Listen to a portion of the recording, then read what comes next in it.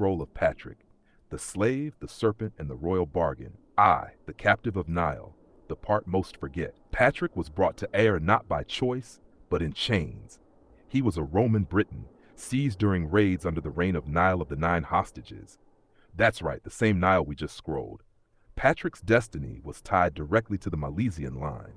He was a hostage of Scota's heirs. The irony is sharp. He who came in chains later chained a whole island with a new creed. The snakes that weren't snakes. The snakes Patrick banished, Ireland had no serpents. What he really drove out were the druids, seers, and priestesses of the old Milesian faith.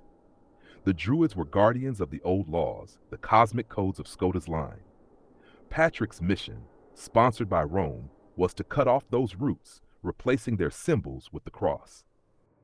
The serpent banishment is allegory. The wisdom of the serpent, knowledge, rebirth, cosmic cycles, was deliberately demonized. This is why serpents still coil through hidden Irish symbols.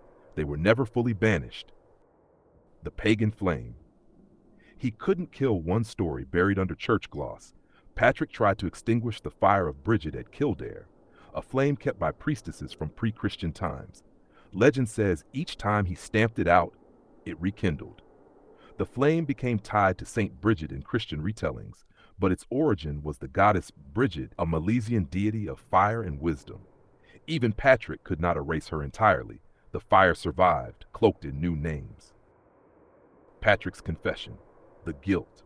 In his own writings, Confessio, Patrick admits doubt, guilt, and even fear. He was not the conquering saint portrayed later, but a man haunted by his captivity and by the resistance of the Gaels. He admitted to hearing voices, visions, and being pursued by his past. Some historians whisper he was never fully trusted by Rome and that his mission was partly exile.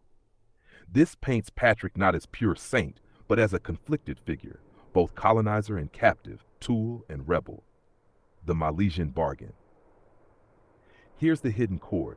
Patrick's arrival may have been permitted by certain Milesian kings. Why? To unify clans through a single faith against outside invaders.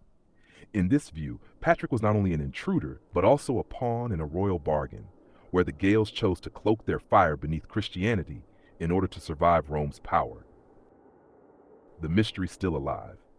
Patrick's Day is celebrated with shamrocks and parades, but the shamrock itself is older than him, a druidic symbol of triads, land, sea, sky, body, mind, spirit. He simply rebranded it for the Trinity. In truth, Patrick is a reminder of what was taken and hidden, but also of what refused to die. The serpent still slithers in Irish symbols. The fire of Bridget still burns. The Milesian blood still flows.